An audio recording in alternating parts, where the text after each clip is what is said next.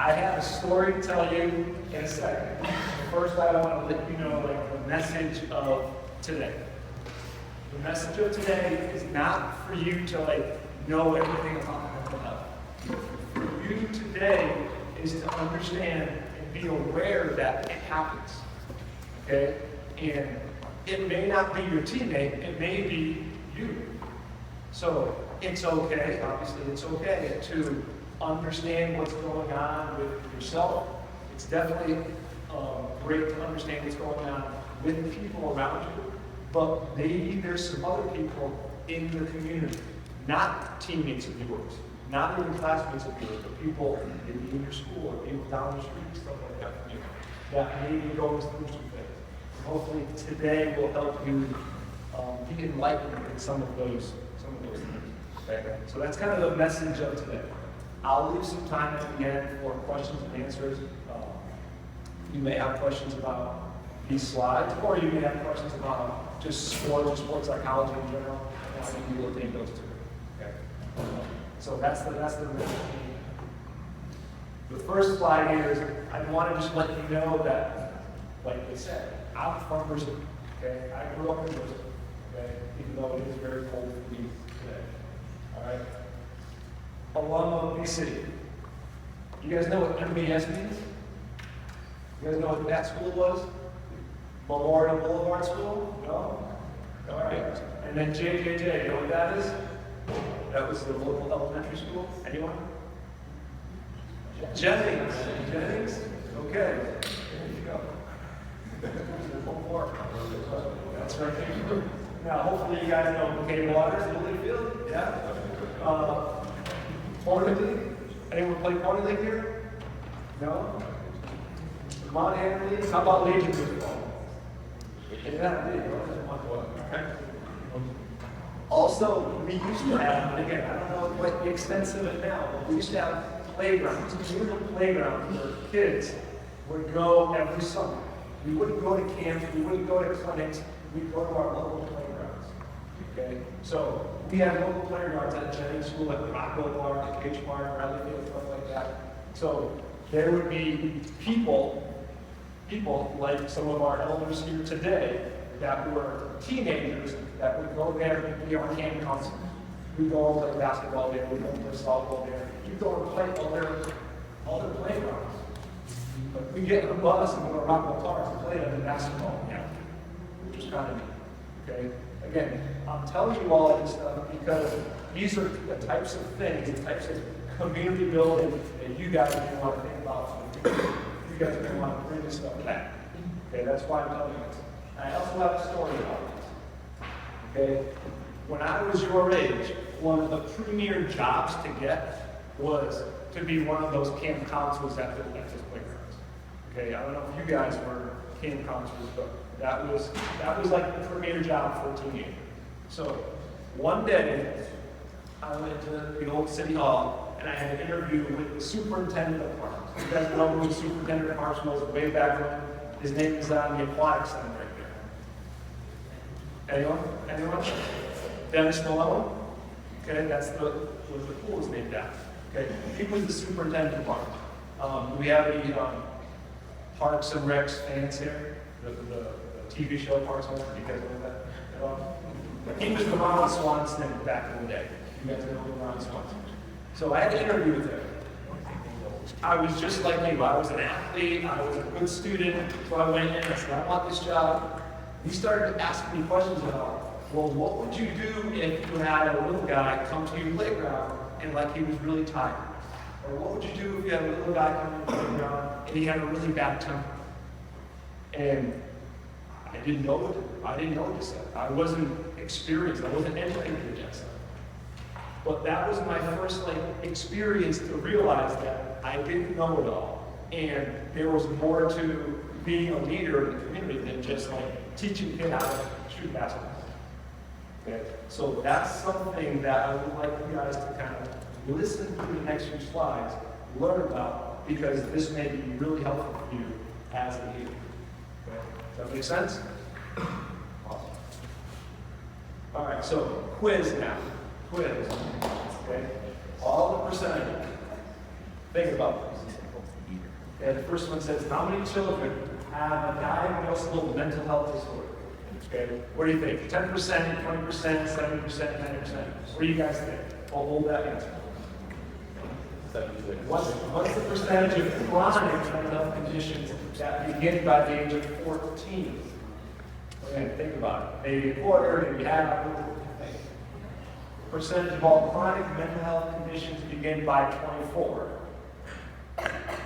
And then, how long does it take? How many years is the average time it takes between symptoms and getting help? Okay, so think about your answers there. Okay, I'm going to give you the answer second. Think about your answers. All right. Again, this is your first slide of the day. All right. So, 20% have a diagnosable mental health disorder. Does that mean 20% of you?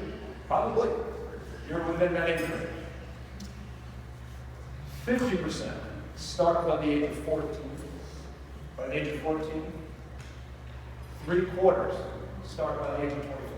So by the time that you finish college, right, 75% of all the conditions will have been like already established. What's that going to get? And then 11 years. This is a big one. 11 years to go from the first symptoms to getting help. Okay?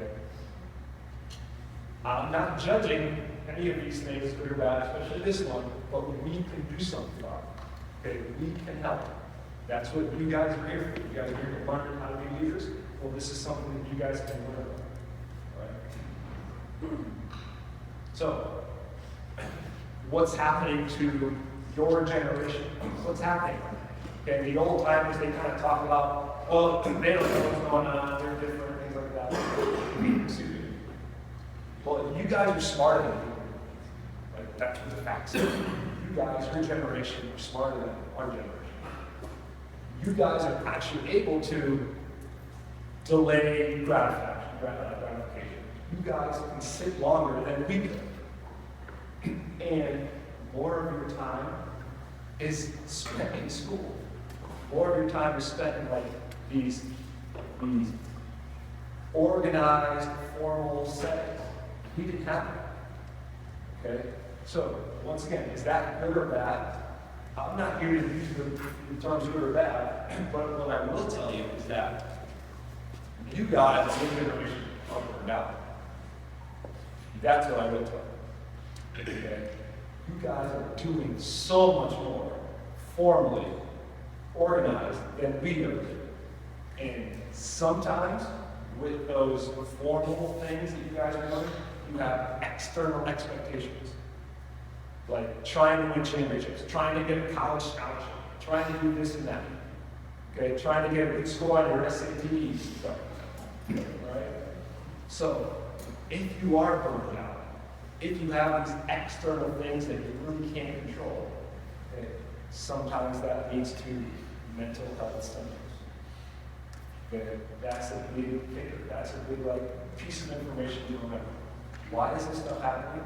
Because of all the things that have led up to by the time a person's 14, or by the time a person's 18, or by the time a person's 24. Okay? So, here's a cool slide about the spectrum. Again, usually I get athletes. I get fine-tuned people, athletes, stuff like that, and they already have their life in balance. For the most part, they're already in pretty good mental health. And what I do is I try to get them to number from 4, I try to get them to 5. I try to get them to their peak performance. That's what I try to do. Okay? But you can't get to number 5 if you aren't able to perform. If you don't have a good life balance, if you are experiencing some symptoms, no way can you think about, how to best attack a hitter for your pitcher. No way can you think about what inbounds play you're going to run if you're a basketball. No way. You're not going to be able to do that. You're not going to be able to perform your best if you aren't under control of everything that makes you as a healthy person. Okay, we can't talk about you as a performer until we talk about you as a person. Okay, so this is the spectrum. All right, and once again, I'm showing this to you guys to make you aware. So if you have a teammate, or if you are finding trouble of competing at your best, it may not be because you just can't get to 5. Maybe because you can't get to 3, you can't get to 4. That may be where you need to start. Okay? So that's the spectrum. I'll bring this up again at the end and kind of put things in perspective. All right.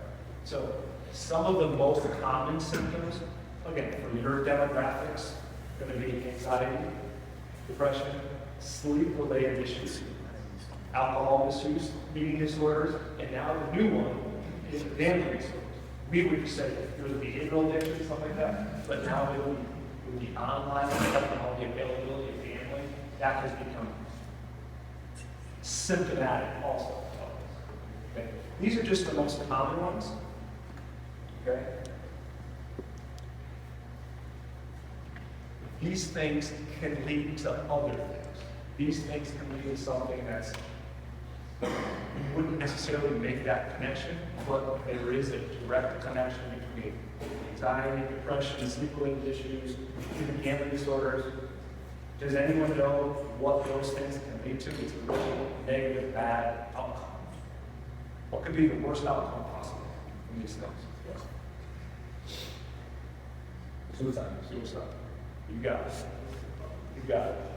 Suicide is now the second leading cause of death. I mean, we're talking about athletes, college athletes. The second leading cause of death in college athletes. We think exercising, we think athletics is really awesome and it calms your mind and makes you mentally healthy, and it really does.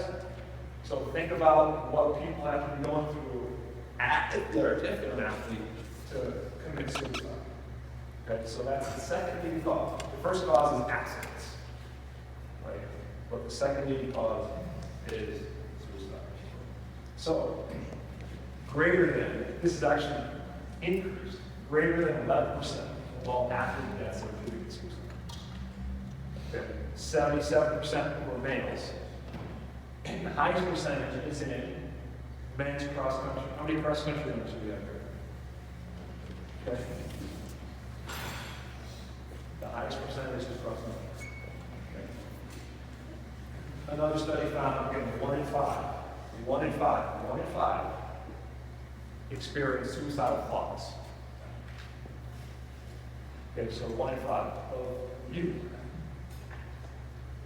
All right, so remember, this stuff is important and it's there, it's prevalent. Okay. These are recent studies. This is going along with that. This is talking about depression.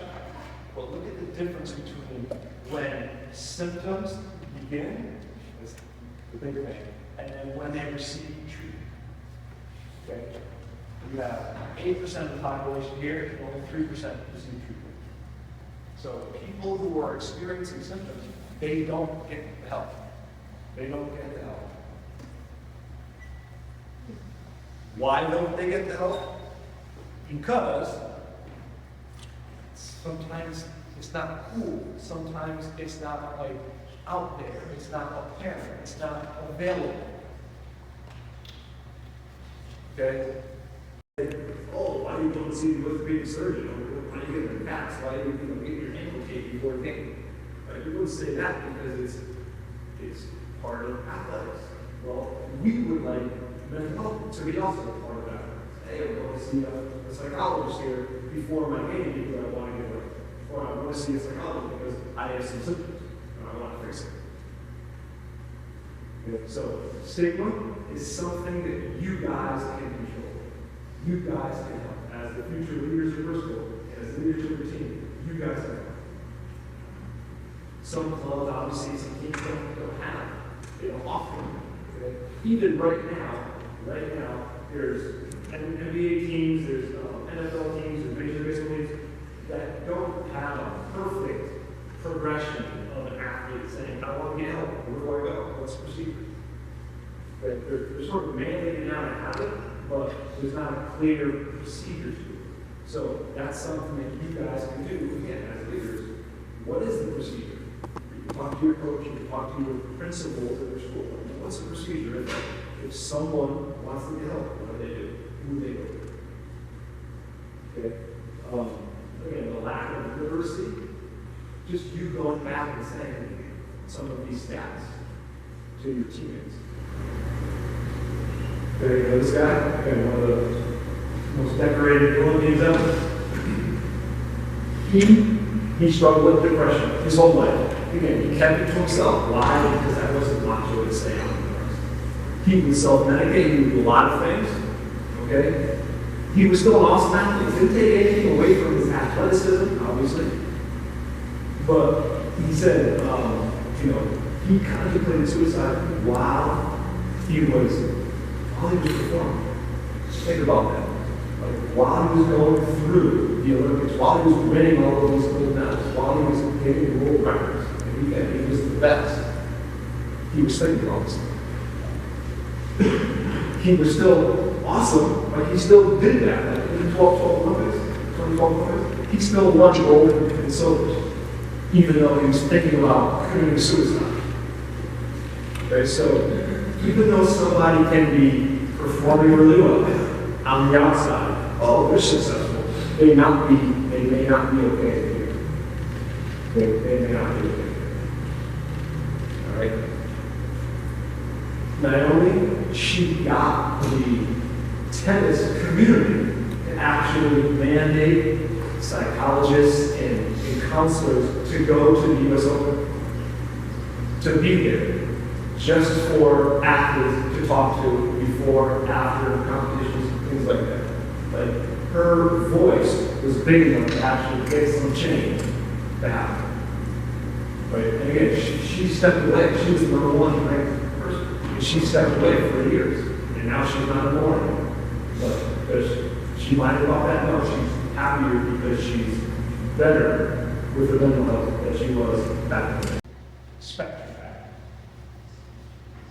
Remember, we can't get to number 5. I can't talk to you about how to be the best athlete you can be unless we have the other thing.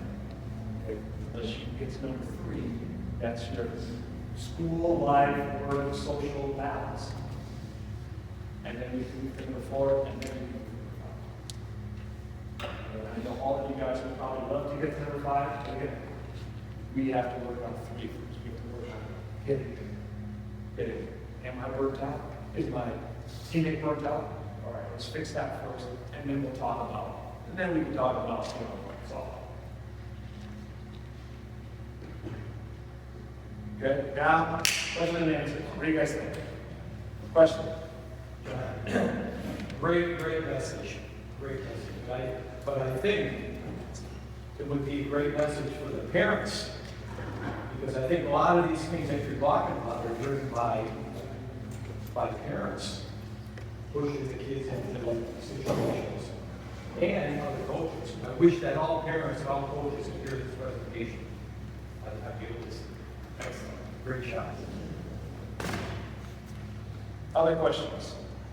Anyone have questions about like some of the stats there or something like that?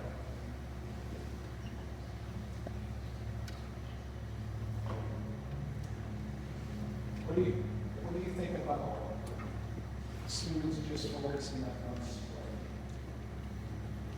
My personal opinion or professionally? Professionally, we know that if you specialize in a sport earlier, it has no impact. What about Tiger Woods, stuff like that? Overall, it does not impact.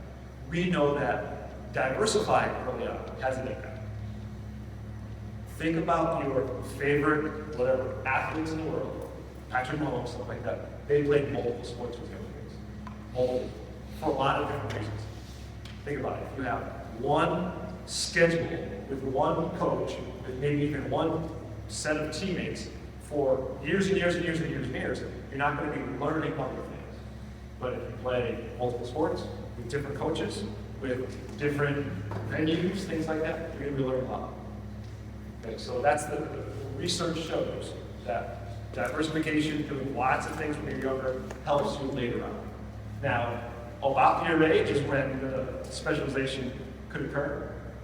It still doesn't have to, but it could occur, like when you're 15, 16, 17, 18, something like that. And that's fine, as long as you do a lot of things. Okay. Can notice a lot of different things when you're younger, they don't have to be formal. Like, you don't have to do a, you know, a taekwondo class and a basketball class and a, you know, a soccer club. You don't have to do all those formal things. You can go to, you know, and do a Liberty field right here and just play wiffle ball or play, you know, ultimate frisbee with your friends. That's the type of diversification. That's the type of movement, and also your brain turns on and off certain parts of it and you do different things. So we want those things turned on. Does that make sense? Does that answer your question? Yeah. How many of you guys played multiple sports before you were 12? Awesome. And that's part of why you're here. It's hard to get to this point in your career if you only play one sport. It's really hard. Think about that burnout phrase.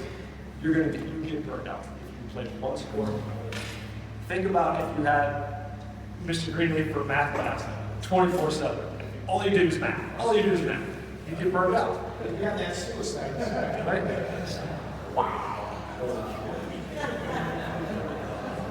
But if you get a break, then you go back to Mr. Greenlee and you're like, wow, this is awesome. Other questions? Why do you think cross country was the highest suicide? That just came out.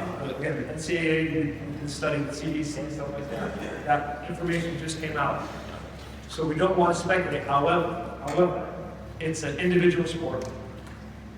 Oftentimes when people do things by themselves, they think a lot about themselves, right? They have fewer teammates. Sometimes they make fewer connections with their teammates. It's like an individual sport, stuff like that. But there could be a number of reasons. Okay, usually running and being physically active throughout your life is mentally healthy. So you think, well, why are cross country doing it or not? Well, sometimes they look at their watch a lot. You guys know why cross country runners look at their watch? Look at their times. We talked about external expectations. Well, if they want to hit a certain time, but they can't because their genes don't allow them to move that fast. They feel disappointed. Right? How come I'm not as fast as my teammates or that person? Well, some people are faster than others. But if I try harder, I can do it, right? Or maybe not. Right? There's things that we can and things that we can't. So maybe not. So the question of the answer is we don't know, but those are some options. Referencing the last slide that you showed, understanding that you have to have balance and have 1, 2, 3, 4 squared away first.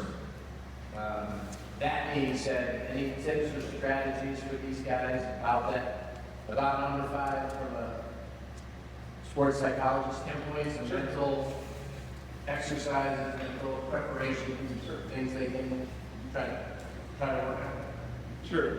This is usually where the athletes really want to go. How can I be better than I am right now? If you have 3 down, if you have 4 down, that's wonderful. Some of the things you guys may want to do is number 1, understand what you can and can't control.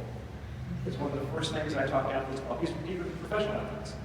Because sometimes they think they have access to and they have control over if they win or not. Think about that. I'm on a basketball team. Well, I can win, right? We can win this game. No, that has lots of other tentacles involved.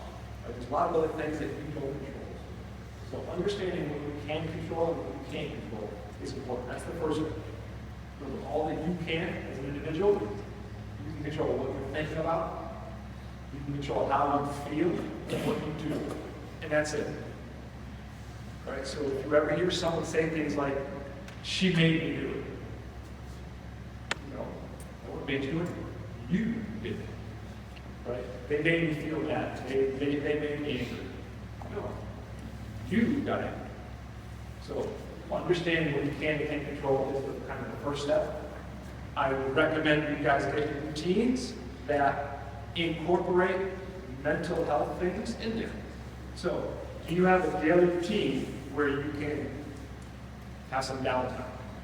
You have a daily routine where you can laugh, where you can spend time with your friends. And I don't necessarily mean like spend time with your friends on social media, like virtually. I mean spend time with your friends. Talk about making connections. Okay? You have time in your day to do that. You have time in your day to challenge yourself. We like to challenge ourselves, right? Because if you're doing the same thing over and over again, you may not be learning. Right? And then there's some other things you can do too, like focus on your breathing. How many people here meditate today? How many people here pay attention to the breath while today? Okay? That's one of the most important things you can do as an athlete. Knowing how you're breathing. So if you haven't already started that, start. You can do it with apps if you want, or you can do it with each other. Hey, let's spend a minute and just focus on our life. If you're doing that, your focus is going to be fine-tuned, your emotions are going to be better controlled, and you're going to know how to do it in the heat of battle. If you don't practice it before your games, you're not going to know what to do in the games. So when your coach says, hey, just breathe, relax, calm down, you won't know how to do it unless you practice. Okay. So did you get those points? Controllables, routine, okay, and then kind of the last one is like your part. There's a whole bunch of other details involved there, but those are some big ones that you guys can learn. Okay. Those things will help you. If they're not things that may help you, they will help you.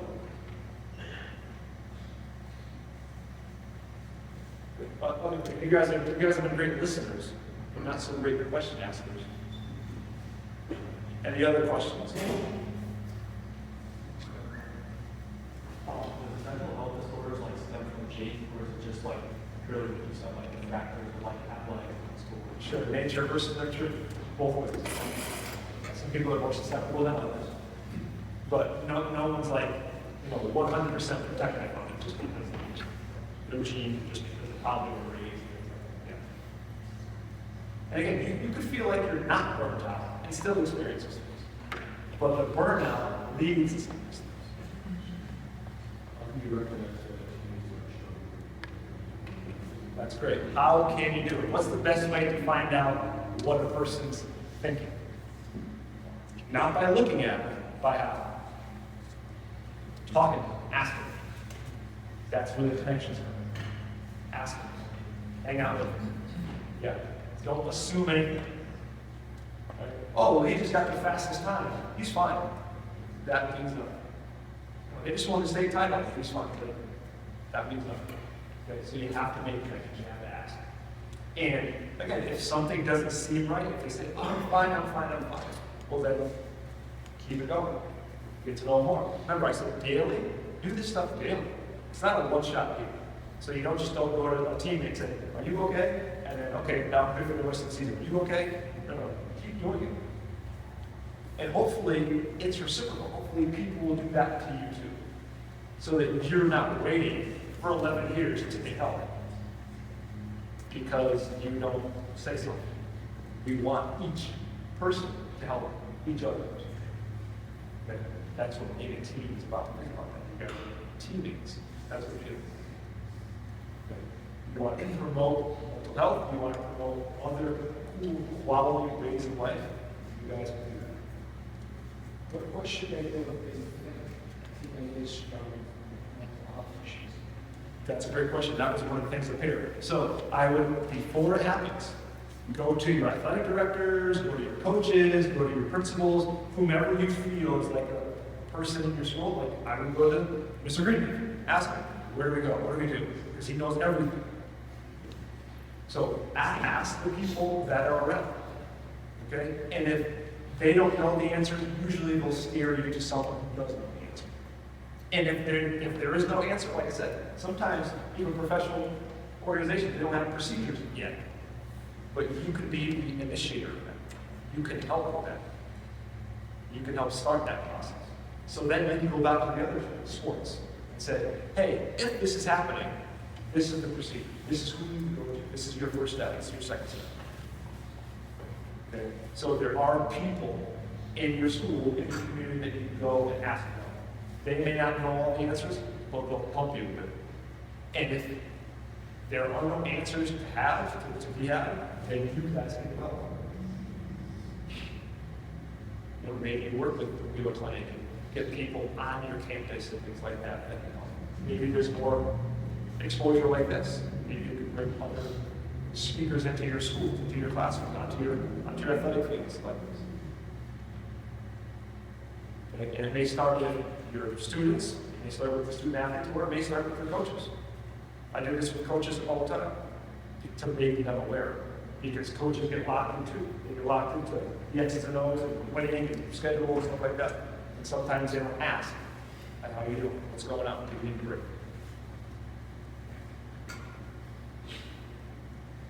Great question. Any other questions?